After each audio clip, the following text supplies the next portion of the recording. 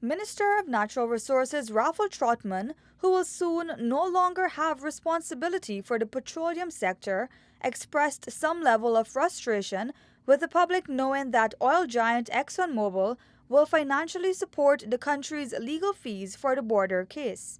We didn't believe that we needed to let our friends to the West know all that we are doing and how we were preparing, but now they know, thanks to those who made demands on us to tell all. We've given up everything. We don't know what Venezuela's strategy is, but there are people in Guyana that feel that they must know everything, and we've obliged. Minister Trotman was addressing a parliamentary sectoral committee on natural resources Friday morning.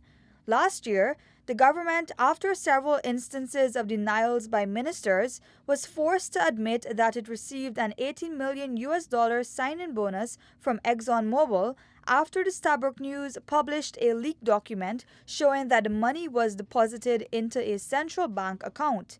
Minister Trotman explained to the bipartisan committee that the receipt of the funds was kept secret not because ministers wanted to steal the money, but in the interest of the country's national security. It was no pursuit of enriching any minister or ministers of government.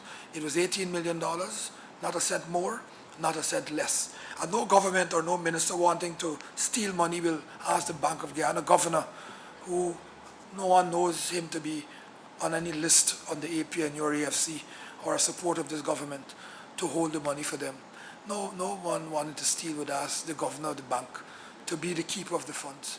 You would put it someplace else. $50 million of the sign-in bonus was earmarked to cover the legal expenses, while $3 million was set aside for training and capacity building. The United Nations Secretary General has referred the border case to the World Court, and the National Assembly last Friday cleared 788 million Guyana dollars of the funds to cover the legal expenses expected to be incurred this year.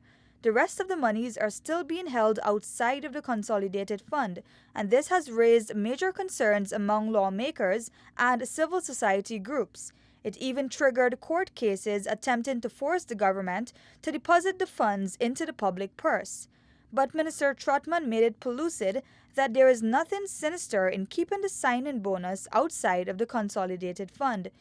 He explained that the $18 million sign-in bonus was calculated based on the benchmark figure of $12 million, which CGX Energy used to fund the maritime boundary dispute case between Guyana and Suriname at the United Nations Tribunal on Law of the Sea. He said it was the Guyana government who asked ExxonMobil for support, and the oil company agreed. Davina Samaru, Newsroom.